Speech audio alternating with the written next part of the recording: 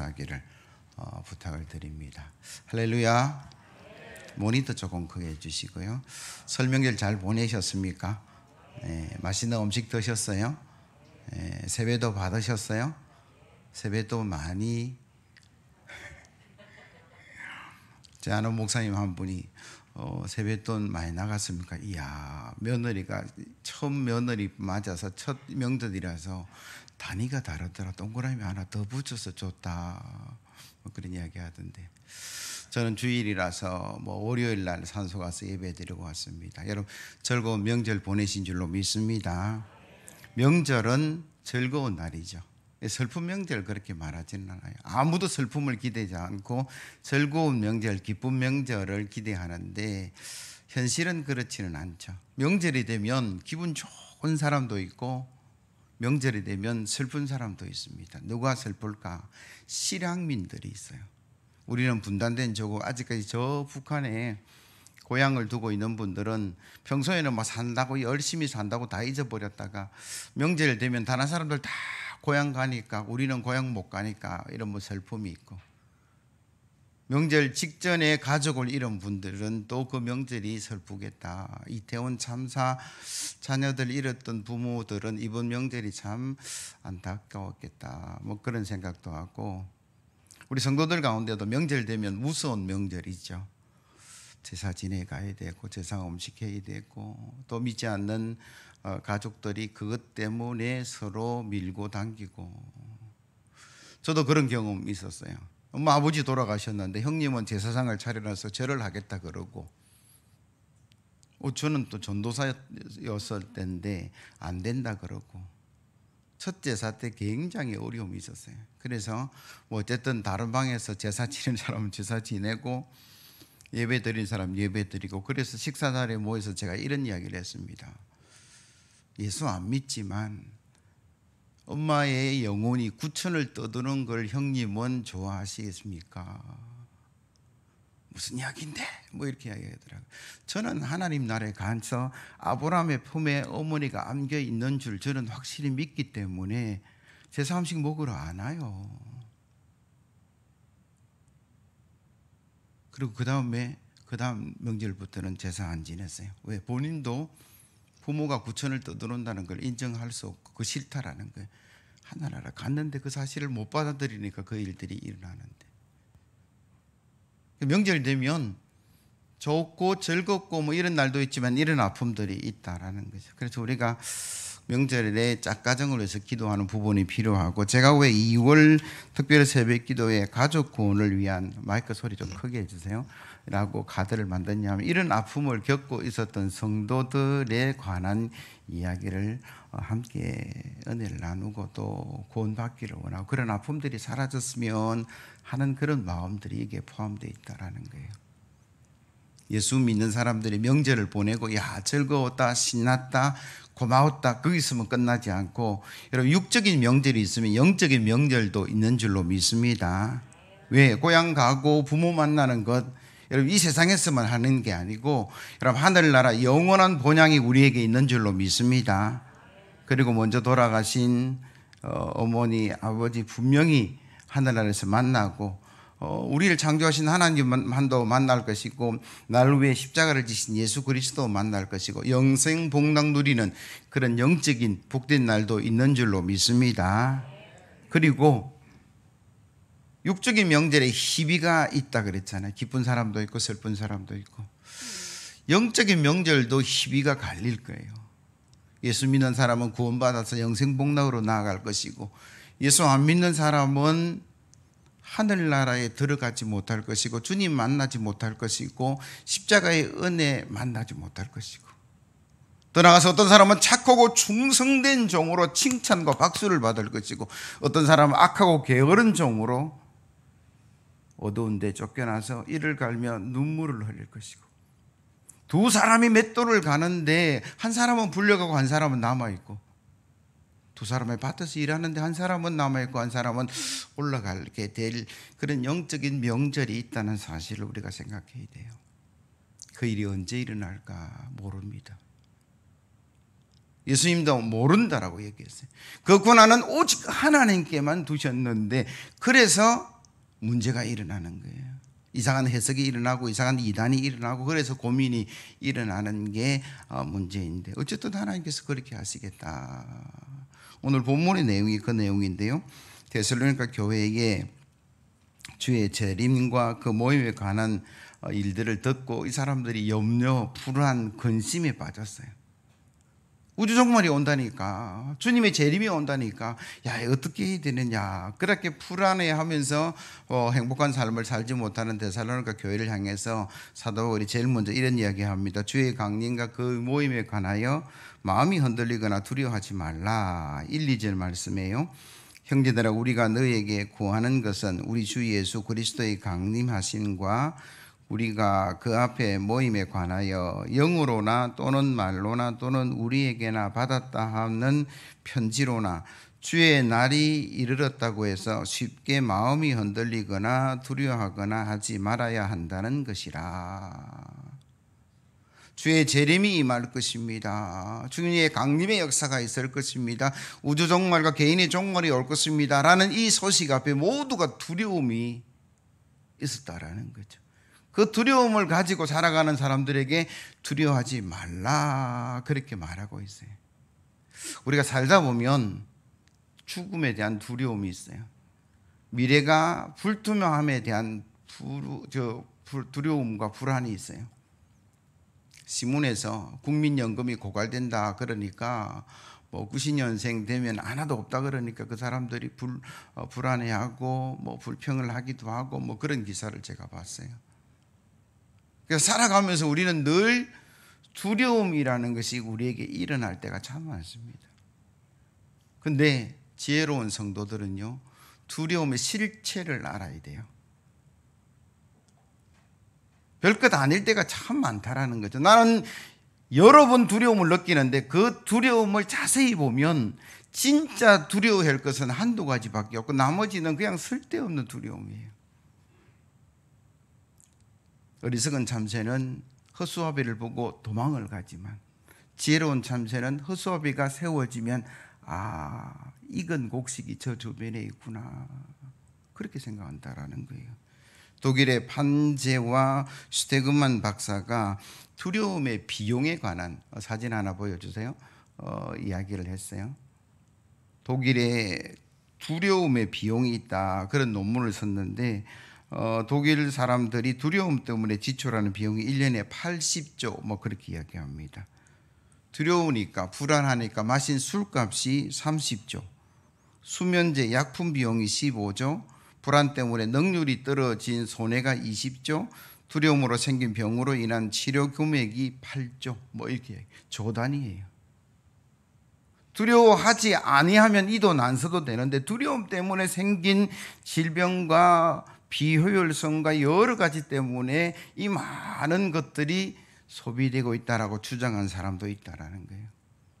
여러분 LA 가면 샌프란시스코에 가면 금문교라는 다리가 있습니다. 굉장히 길고 그 공사하는데 난관도 있고 어려움도 있었는데 샌프란시스코의 명물이 됐어요. 그때 중국에 있는 일꾼들이 많이 와서 일을 했는데 숙련공들만 다 불러서 일을 했다는 거예요. 그런데 그분들이 일을 하다가 그 바닥에 떨어져서 사고가 자꾸 일어났어요. 대책을 세웠는데 이 다리 만들기 전에 건물망부터 먼저 칩시다. 근데 그 건물은 실제적으로 그 사람을 살릴 수 있는 그렇게 튼튼한 것은 아니었는데 그 건물망 설치하고 나서 한 사람도 떨어져 다치거나 사고 나는 일이 없었다라는 거예요. 무슨 이야기일까요? 두려워서 몸이 경직되고 마음이 제대로 안 움직여서 사고가 난 거죠. 두려움이라는 게 우리의 마음과 몸을 경직되게 한다라는 거죠. 그래서 우리가 두려워할 것은 두려워하되 두려워하지 않을 것은 두려워하지 않아야 되고 특히 예수 믿는 사람은 주님께서 이렇게 말씀하셨어요. 디모데후서 1장 7절에서 8절 말씀, 하나님이 우리에게 주신 것은 두려워하는 마음이 아니요 오직 능력과 사랑과 절제하는 마음이니, 그러므로 너는 내가 우리 주를 증언함과 또는 주를 위하여 갇힌 자 된 나를 부끄러워하지 말고 오직 하나님의 능력을 따라 복음과 함께 고난을 받으라. 하나님이 우리에게 주시는 것은 두려운 마음이 아니라고 성경은 말씀하고 계세요. 세상에 많은 일들이 우리를 두렵게 할지 모르겠지만 하나님은 저와 여러분들을 지켜 보호해 주실 줄로 믿습니다. 그래서 예수 그리스도께서 나를 지키시고 보호하신다는 그 마음으로 두려움을 이기는 저와 여러분들이 되어야 될 줄로 믿습니다. 두려움이 찾아올 때에 여러분 간단해요. 예수님 이름 부르시면 돼요. 한번 따라합시다. 주님 나를 지키소서. 그렇게 하시면 돼요. 그럼 주님은 지키신다라는 거예요. 예수님과 제자들이 배를 타고 갈릴리 호수를 지나갈 때 주님은 고단하셔서 배 고무를 베고 주무시고 계셨다. 그렇게 성경은 기록하고, 그런데 갑자기 풍랑이 일어나서 배가 흔들리고 물이 가득 차고 뒤집혀질 위기가 찾아왔다. 그 배에 타고 있는 사람이 누구냐면 베드로, 야고보, 안드레, 요한, 어부 출신의 사람들임에도 불구하고 두려워서 뭐라고 합니까? 예수님을 흔들어 깨우면서 주님 우리가 죽게 된 것을 그냥 버려두십니까? 잠에서 깨어난 예수님께서 뭐라 하셨습니까? 파도야 잠잠하라, 바다야 고요하라. 그러니까 파도가 잠잠해지고 바다가 고요해졌어요. 그리고 예수님께 제자들이 뭐라고 얘기했냐면 너희는 믿음이 왜 없느냐라고 말씀하셨어요. 참 평안이 어디서 올까? 고요한 바다면 괜찮아요? 파도 치지 않으면 괜찮습니까? 배가 워낙 커서 상관없습니다라고 말할 수도 있고, 아니 저 선장은 항해를 수십 년 해서 항해술에 뛰어나고 바다가 손바닥만큼 다 알 수 있으니까 괜찮다. 거기에서 평안이 오는 거냐? 아니라는 거예요. 그 배 속에 계시는 예수님 때문에 평안이 온다라는 거예요. 인생의 항해를 해나가는 저와 여러분들 속에 수많은 파도도 수많은 어려움들도 다가올 건데, 그때 여러분들은 뭐 하셔야 되냐 하면 예수님, 주님, 여호와여 그렇게 부르시고 그분께 맡기시면 그분이 바다를 고요하게, 파도를 잠잠하게 하는 역사가 일어날 줄로 믿습니다. 십자가를 앞두신 예수님께서 요한복음 14장 27절에 평안을 너에게 끼치노니 곧 나의 평안을 너에게 주노라. 내가 너에게 주는 것은 세상에 주는 것 같지 아니하니라. 너희는 마음에 근심하지도 말고 두려워하지도 말라. 주님이 우리에게 평안을 주셨다라는 거죠. 십자가를 앞두신 예수님께서 죽으심으로 말미암아 우리에게 죽음에서 해방되는 역사를, 죄악에서 구원받는 역사를 이루시면서 근심하지 말라, 염려하지 말라, 내 평안을 너희에게 준다, 하늘의 평안을 주신다라고 말씀하셨어요. 그걸 깨닫고 그걸 믿는 성도가 되어야 되는데, 그걸 깨닫던 시편 46편의 기자는 이렇게 고백합니다. 하나님은 우리의 피난처시요 힘이시니 환난 중에 만날 큰 도움이시라. 그러므로 땅이 변하든지 산이 흔들려 바다 가운데 빠지든지 바닷물이 솟아나고 뛰놀든지 그것이 넘침으로 산이 흔들릴지라도 우리는 두려워하지 아니하리로다. 아멘. 한번 따라합시다. 우리는 두려워하지 아니하리로다. 왜 두려워하지 않느냐? 두려움이 없는 게 아니라는 거예요. 두려움보다 더 크신 분이 우리를 지으신 창조주 하나님이신 줄로 믿습니다. 우리의 삶도 그분이 이끌어 가실 줄로 믿습니다. 우리 교회 모든 일도 하나님께서 인도해 주실 줄로 믿습니다. 어떤 사람이 공동묘지를 지나가는데 아이 하나가 뭐 천진난만하게 뛰어놀고 있는 거예요. 자기는 무덤 볼 때마다 마음이 섬찟섬찟하고 뒤가 막 이상한 느낌이 드는데, 그래서 신기해서 아이에게 물었어요. 야, 너 안 무서워? 어떻게 무덤을, 공동묘지를 놀이터처럼 그렇게 뛰어다녀? 그러니까 그 아이가 뭐라고 했는지 아세요? 우리 아버지가 이 공동묘지 관리인인데요, 세상을 지으시고 세상을 관리하시는 분은 오직 하나님이신 줄로 믿습니다. 우리의 아버지고 여러분들의 아버지인 줄로 믿습니다. 그래서 우리는요, 광야 같은 세상인데 성경은 이미 말씀해 두셨어요. 이스라엘이 광야 같은 그 어려운 시기를 걸어갈 때에 주님이 불기둥과 구름기둥으로 인도하셔서 만나와 메추라기를 공급하셔서 마라의 선물을 달게 하셔서 반석에서 물이 나게 하셔서 광야지만 어렵지만 힘들지만 하나님께서 역사하셔서 그들이 광야의 삶이 그래 어렵지는 않았다. 신명기 31장 8절 말씀, 여호와 그가 내 앞에서 행하시며 너와 함께하사 너를 떠나지 아니하시며 버리지 아니하시리니 너는 두려워하지 말라 놀라지 말라. 하나님이 떠나지 않고 하나님이 함께하시니까 두려워하지도 말고 놀라지도 말라, 그렇게 말씀하셨어요. 그리고 참새 한 마리가 죽고 사는 것도 하나님이 허락하셔야. 그러면 너희는 참새보다 더 귀하지 않느냐? 그게 성경의 말씀인데 마태복음 10장 29절 이하의 말씀은 같이 읽어봅니다. 시작. 참새 두 마리가 한 아사루에 팔리는 것이 아니냐? 그러나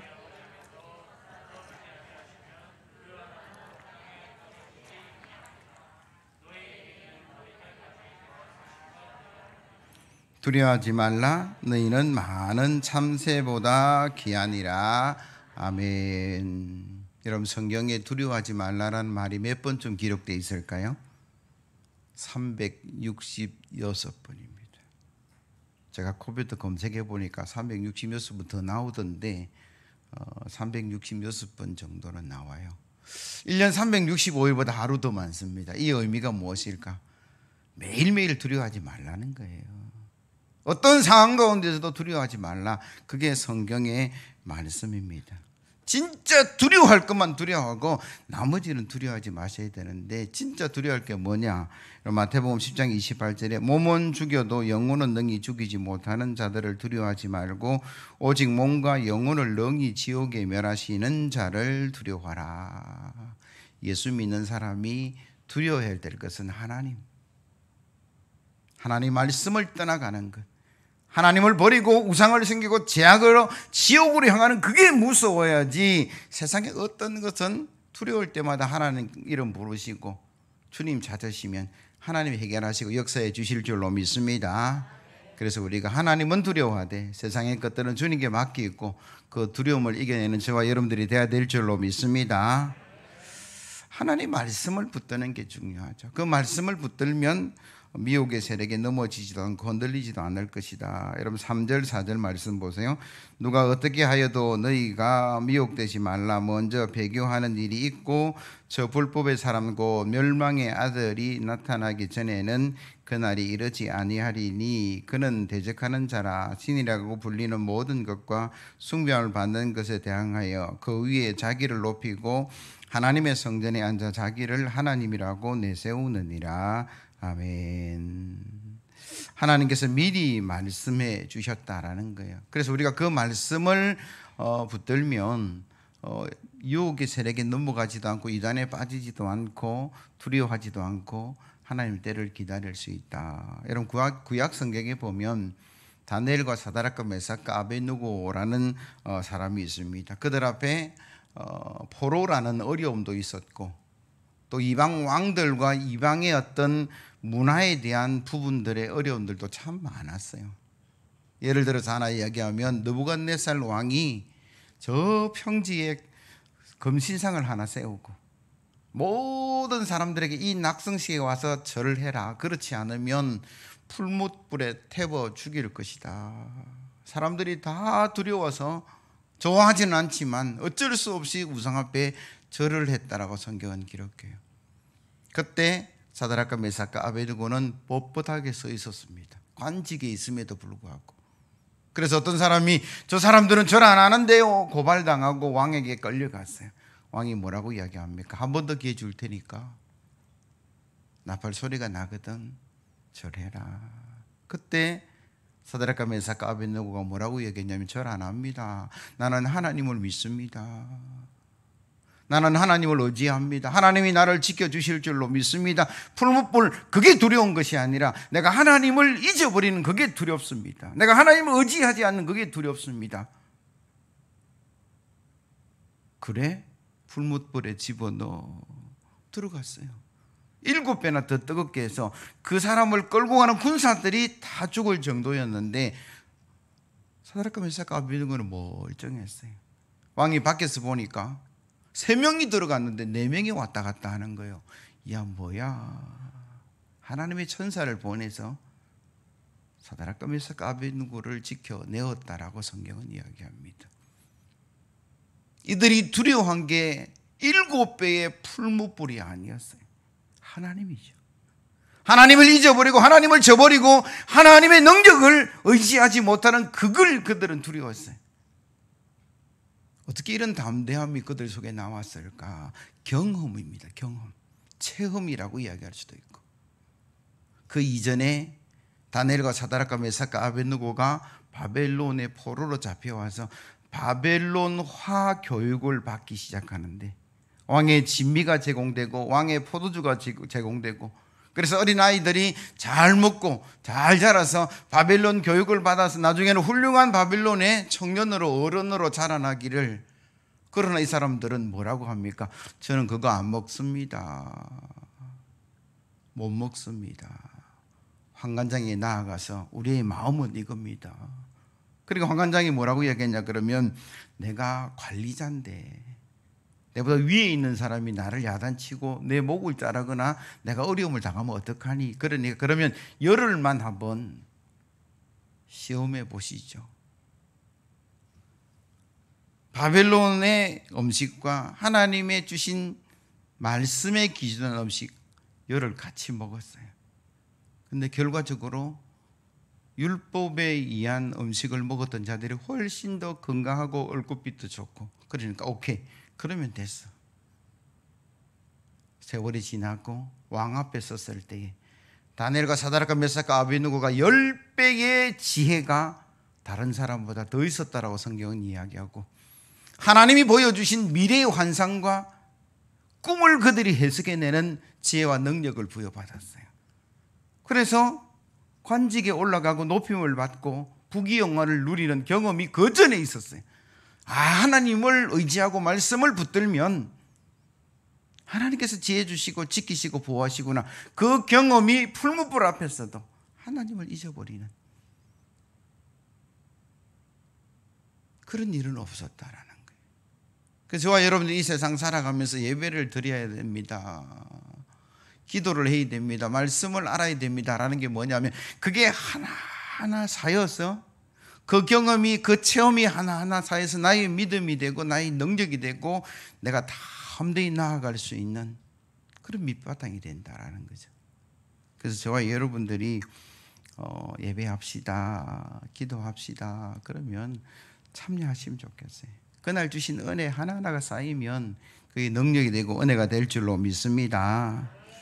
이를 위해서 성도들이 가르침을 받은 말씀을 기억하고 주의 때를 기다려야 하는데 여러분 5절에서 7절 말씀 보세요.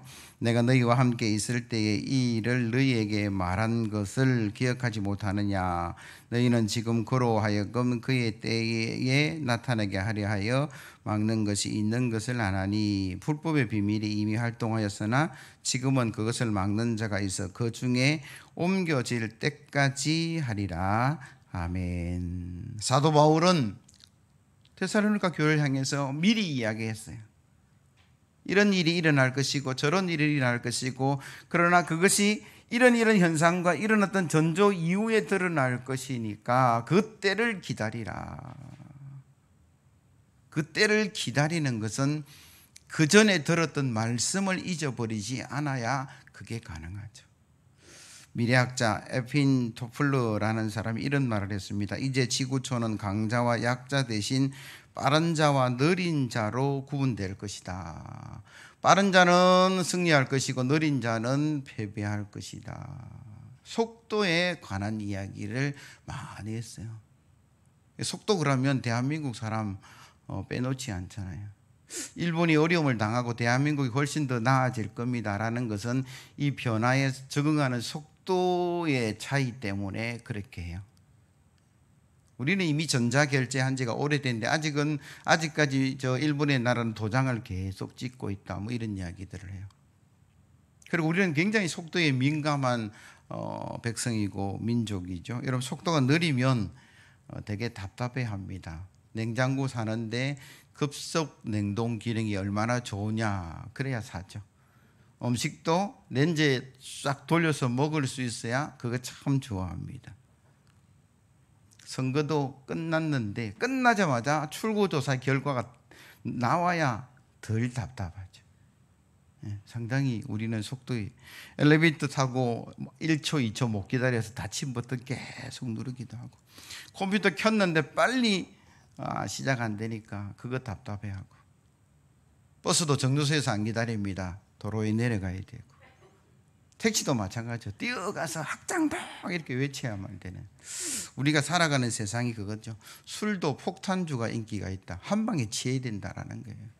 복권도 적석 복권이 많이 팔린다라는 게 다 그게 이 시대의 사람들을 반영하는 뭐 그런 이야기들인데, 이런 시대를 살아가는 성도들에게 하나님의 때를 기다리라, 참 어려운 겁니다. 쉽지 않는 거예요. 속도가 능력인 시대에 살아가잖아요. 내가 택시를 탔는데 이 택시가 조금 빨리 갔으면 좋겠다는 마음이 있습니다. 말은 안 해도 택시기사가 신호 노란불, 빨간불 되기 전에 확 지나가면 그게 통쾌해요. 중앙선 확 침몰해서 앞차를 앞질러서 빨리 도착해주면 왠지 기분이 좋은 게 저와 여러분들의 마음인데, 성경은 우리에게 뭐라고 이야기합니까? 기다리라. 하나님의 때를 기다리라. 이 기다림은 힘들고 어려워요. 그러나 그 기다림은 자연의 법칙입니다. 봄, 여름, 가을, 겨울이에요. 혹독한 추위 속에 우리가 있지만 곧 지나갈 줄로 믿습니다. 따뜻한 봄바람이 불 것이고 씨를 뿌릴 것이고, 여름에 장렬하는 태양 속에 열매가 익어가서 가을에 추수가 일어나는데, 심자마자 그게 추수할 수 있으면 얼마나 좋을까? 아니라는 거예요. 자연의 법칙은 정해진 시간들이 있어서 그 시간이 지나야만이 무르익을 수 있다. 아이가 뱃속에 10달이 있어야 정상하지, 석 달, 넉 달에 출산하면 그건 미숙하잖아. 인큐베이터 안에 집어넣을 수밖에 없다라는 거예요. 나무를 심었는데 그 나무가 제목이 되고 뭔가 기둥이 되려 그러면 10년, 20년, 30년의 세월을 자라나는 나이테들이 있어야 된다라는 거죠. 하나님의 사람들, 하나님의 법칙은 창세기, 출애굽기, 레위기, 민수기, 신명기, 말라기, 신약 이렇게 흘러갔던 역사적인 일들을 주님 앞에서 그 일들을 이루셨다. 특별히 예수 믿는 저와 여러분들이 하나님 말씀을 붙들고 하나님의 때를 기다리는 믿음의 신앙 되기를 예수 그리스도의 이름으로 기원합니다. 조급한 세상 가운데, 조급한 마음 가운데 믿음이 성숙하다라고 하는 사람은 기다릴 수 있는 사람이다. 우리가 어떻게 기다릴 수 있느냐? 여러분, 말씀을 잊어버리지 않는 거죠. 지금도 저 중동에 안타까운 게 뭐냐 그러면, 이스라엘과 팔레스타인이 전쟁을 일으켰습니다. 어땠습니다? 미사일이 날아갑니다. 보복전을 합니다. 이게 언제 시작된 걸까요? 아브라함이 기다리지 못해서. 아브라함을 부르시고 하나님께서 하늘의 별과 같이 바다의 모래와 같이 너 자녀를 허락하겠다. 10년을 기다렸습니다. 하나님 왜 없어요? 그래서 인간의 방법으로 몸종 하갈을 통해서 이스마엘을 낳았는데, 그 이스마엘의 후예와 이삭의 후예가 지금도 다투고 있는 거죠. 수많은 사람이 죽어가는 이유가 뭐냐면 하나님 말씀을 잊어버리고 기다리지 못해서. 아브라함이 하나님 말씀 그걸 붙들고 기다릴 수 있었으면, 그래도 쉽지 않는 것은 2000년 전에 예수님께서 다시 오시마 말씀하신 그 2000년의 세월이 우리 속에 있어서 그래요. 그럼에도 불구하고 저와 여러분들이 하나님 말씀을 붙들고 기다려야 될 줄로 믿습니다. 왜 하나님이 기다리라고 말씀하시냐 그러면 이유가 있어요. 요거는 분명히 여러분들 기억하시면 좋겠는데 베드로후서 3장 9절 말씀 제가 읽어드릴게요. 주의 약속은 어떤 이들이 더디다고 생각하는 것 같이 더딘 것이 아니라 오직 주께서 너희를 대하여 오래 참으사 아무도 멸망하지 아니하고 다 회개하기에 이르기를 원하시느니라. 아멘. 왜 아직까지 2000년 전에 말씀하신 그것이 이루어지지 않습니까? 라고 여러분들이 말할 수 있으나 우리 때문이라는 거예요. 내가 구원받고 우리 남편이 구원을 받고 우리 자녀들이 예수 믿고 천국 가고 형제 자매가 하나님의 선한 일들을 경험하기를 원해서 하나님은 연기하고 또 연기하고 또 연기하고 또 기다리고 또 기다리는 중이라고 이야기하는 거죠. 그 앞에 우리가 조급증을 낸다라는 것은 참 어리석은 거예요.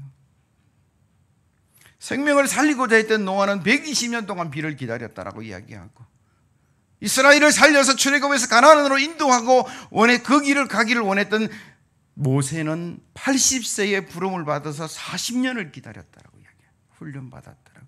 광야의 삶을 살았다라고. 생명 구하는 일이 하루아침에 쓱 이루어지면 너무 좋겠는데 그 하나님의 기다림과 우리의 인내의 기도의 열매가 구원의 역사가 일어나게 될 줄로 믿습니다. 그래서 우리가요 가족 구원을 위해서 기도했으면 좋겠다는 생각이 들고 오늘날 너무나 안타까운 것은 초대교회 성도들이 심장처럼 생각했던 재림의 교리가 오늘날의 성도들에게는 맹장처럼 있으나 마나한 느낌이 들 때가 있어요. 그럼 명절에 만나서 무슨 이야기 하셨습니까? 돈 잘 버냐? 자식들은 잘 살아? 사업 잘 돼? 물론 예수 잘 믿어라는 이야기도 했겠지만 혹시 여러분 중에 마라나타 이야기를 한 분이 계시다면 초대교회 성도들은 만날 때마다 마라나타라고 인사를 했습니다. 주 예수여 어서 오시옵소서.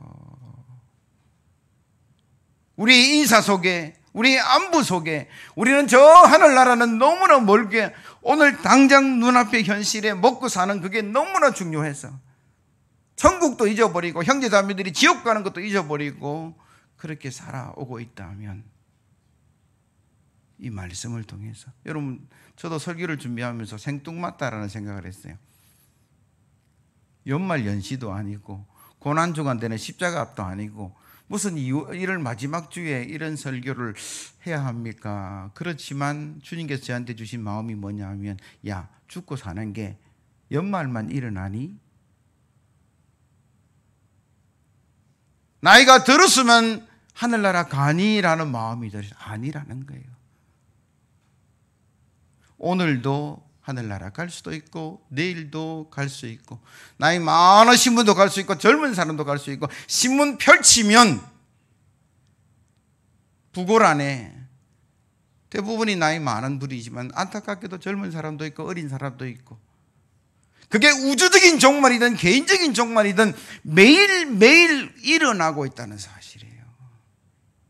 그러니까 우리는 먹고 사는 문제도 생각해야 되고 잘 이 땅에서 행복하게 사는 것도 생각해야 되지만 동시에 하나님 나라를 잊지 않으셔야 돼요. 나의 종말은 언제쯤 이루어질까? 우주적인 종말은 놔두더라도 나는 언제쯤 하나님 나라 갈까? 그러면 남은 세월이 10년이고 20년이고 30년인데 어떻게 준비하고 가야 되느냐? 두려워하지 말고 하나님 약속의 말씀을 붙들고 하나님만 두려워하고 그 말씀 따라 온전히 충성하고 헌신하는 저와 여러분들이 되어서 여러분 정말 본향에서 기쁨의 명절을 맞이하는 저와 여러분들 되기를 예수 그리스도의 이름으로 기원합니다. 찬송가 180장입니다.